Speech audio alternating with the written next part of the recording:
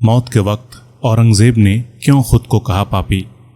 जीवन भर अकड़ कर रहने वाला औरंगजेब आखिरी समय में एकदम टूट चुका था।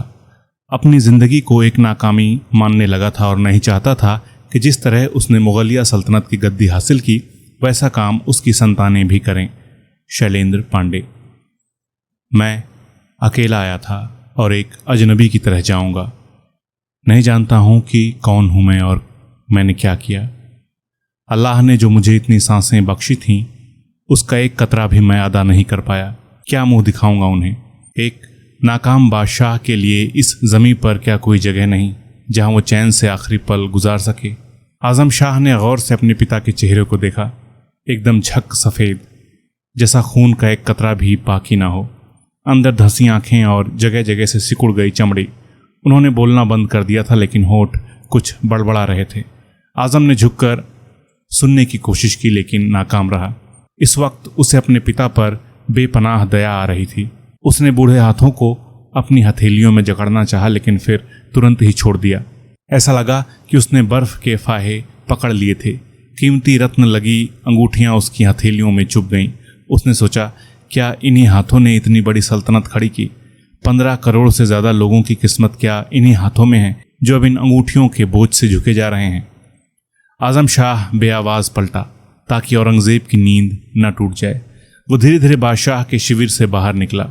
सूरज एकदम सिर के ऊपर था लेकिन हवा में ठंडक थी। उसने नज़रें उठाकर देखा। जहाँ तक देख सकता था वहाँ तक केवल शिविर ही शिविर। मुगलिया सल्तनत की राजधानी से दूर बीच रास्ते में अपने लाखों लोगों की बंजारों की तरह बरसों भटकना, यही अंजाम होना था आलमगीर औरंगज़ेब का। दिल्ली की गद्दी पाने के लिए औरंगज़ेब ने जितना खून बहाया, अपने ही लोगों पर जितने जुल्म किए, अब वो सारे गुनाह परछाई बनकर आखिरी समय में उससे आ चिपके थे। अपने साम्राज्य को इतना बड़ा कर लिया उसने कि गद्दी पर बिताए करीब 5 दशकों का एक बड़ा अरसा लड़ते लड़ते ही बीता। अब भी कृष्णा नदी के किनारे बसे बीजापुर को फतह करने की इच्छा ने उसे 88 साल की उम्र में ऐसी जगह पहुंचा दिया था जहां से उसने लाल किले को वापस देखने की उम्मीद ही छोड़ दी थी। दक्कन को जीतने के लिए औरंगज़ेब ने अपने 26 साल लगा दिए। अपने पिता शाहजहां को वो हमेशा इस बात का कसूरवार ठहराता रहा कि ताजमहल की उनकी सनक ने शाही खजाने को खाली कर दिया। लेकिन अब उससे ये पूछने की जरूरत किसी में नहीं थी कि दक्कन के सैनिक अभियानों पर जो उसने सोना मिट्टी बना दिया उसका हासिल क्या रहा। बीजापुर को जीतने या ना जीतने से मुगल साम्राज्य के इकबाल पर क्या असर पड़ना था। पर एक जिद थी जो औरंगज़ेब को इस उम्र में भी युद्ध के मैदान में खींच लाई। वापसी में वो ऐसा बीमार पड़ा कि मौत के पहले ही 4 कांधों की जरूरत पड़ गई। 1706 की ठंड, जब शाही काफिला अहमदनगर से गुजर रहा था, तब दूसरी बार तबीयत बिगड़ी औरंगज़ेब की। इससे पहले भी उसकी खराब सेहत के चलते करीब 6 महीने तक काफिला एक जगह रुका था। लेकिन इस बार औरंगज़ेब को इल्म हो गया था कि वो चंद दिनों का मेहमान है। उसका पूरा इतिहास आंखों के सामने नाचने लगा। दारा शिकोह, सुलेमान शिकोह, शाहजहां।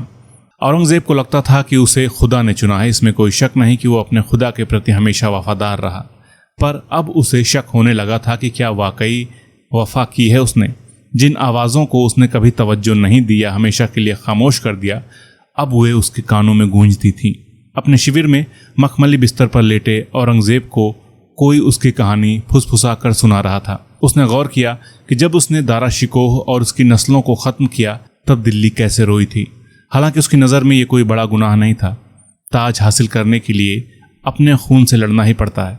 उसके बाप दादा ने भी तो ऐसा ही किया था। पर शाहजहां के साथ किए सलूक की क्या सफाई देता। औरंगज़ेब को याद आने लगे अपने पिता के आखिरी कुछ बरस, जिसे उसने कैद खाने में बिताने पर मजबूर किया था। आगरा में जिस इमारत में शाहजहां को रखा गया उसमें बस एक झरोखा था जिससे अपने बनवाए ताजमहल को वो देख सकें।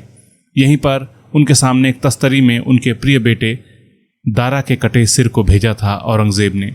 वो चाहता था कि उसके पिता को अपनी 2 गलतियां हमेशा याद रहें, ताजमहल और दारा शिकोह। अपने से अपनी ताजपोशी कर ली औरंगज़ेब ने। आलमगीर यानी दुनिया जीतने वाला बन बैठा। पर तब भी कुछ लोग थे जिन्होंने चुपते सवाल उठाए।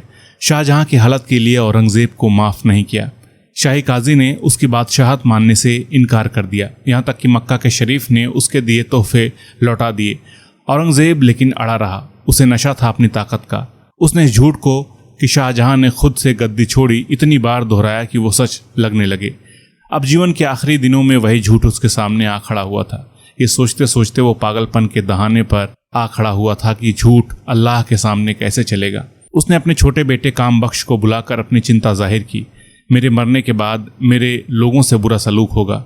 जो मैंने लोगों के साथ किया वही मेरे अपनों के साथ होगा। अपने प्रिय आजम शाह से उसने कहा, मैं एक बादशाह के तौर पर नाकाम हो गया। मेरा इतना कीमती जीवन कभी किसी काम नहीं आया।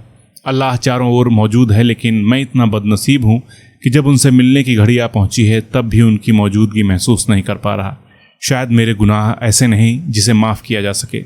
औरंगज़ेब ने जिन तर्कों के सहारे अपने खून से रंगे हाथ छुपाए थे, उसे डर था कि उन्हीं तर्कों के कारण उसका परिवार बिखर जाएगा। वह नहीं चाहता था कि उसकी संतानें आपस में लड़ मरें।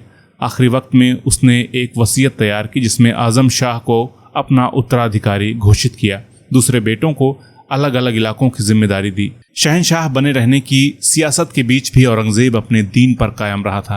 वो खाली वक्त में टोपियां सिलता और कुरान लिखकर बेचता। उसके पास उस वक्त दुनिया की सबसे ज्यादा दौलत थी, लेकिन उसने लिखा, टोपियों से मैंने 4 रुपए 2 आना कमाए हैं, उससे ही मौत के बाद पूरा सामान किया जाए।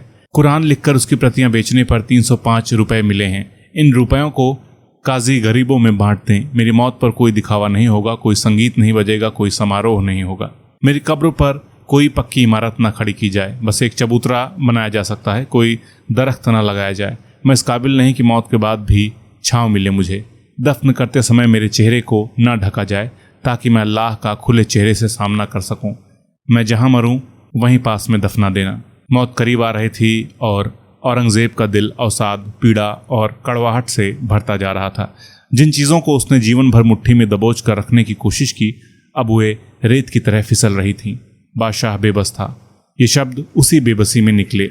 अपने बेटों पर कभी भरोसा मत करो। अपने जीवन में कभी भी बहुत ज़्यादा दोस्ताना व्यवहार मत रखो उनसे। प्रार्थनाओं में सुकून तलाश रहा था औरंगज़ेब।